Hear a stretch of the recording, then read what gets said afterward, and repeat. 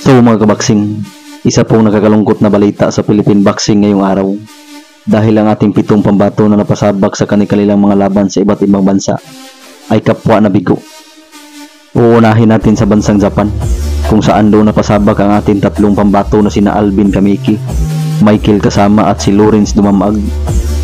Si Kamiki mga kabaksing ay kanyang sinagupa ang bagitong undefeated knockout artist na Japanese na si Shinto Ito, kung saan natalo si Kamiki via 8 rounds unanimous decision na nagresulta sa kanyang ika-4 na pagkabigo na may 9 wins with 4 KOs.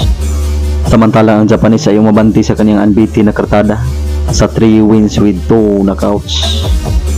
Samantalang si Michael Kasama ay nabigo na kanyang maipaghiganti ang ating 2 Pinoy na sina Gio Santissima at si Rolex Piala sa Hapon na si Kenji Fujita. Matapos siyang maidagdag sa Hapon sa lista nito na kanyang nabiktima, natalo si Kasama mga kabaksing via referee technical decision sa ikasiyam na round ng kanilang bakbakan. Dahil dyan ay nalasap ni Kasama ang kanyang ikatlong talo na may 10 wins with 10 KOs. Samantalang ang Japanese na si Fujita ay nanatiling undefeated na may 8 wins with 4 knockouts.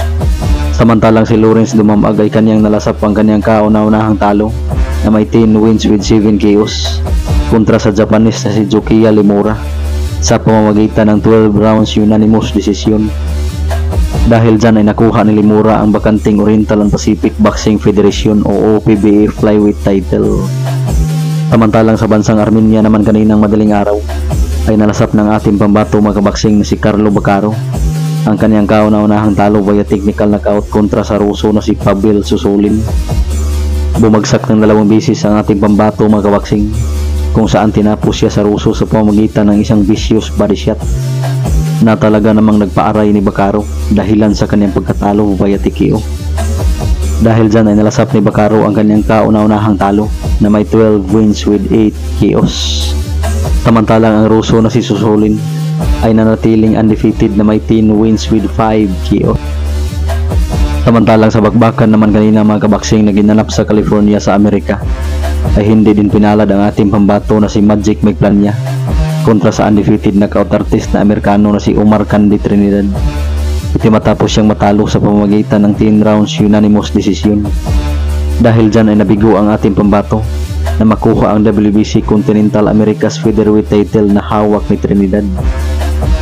Samantalang sa undercard ay nabigo din ang Bulanon na si Lito Dante.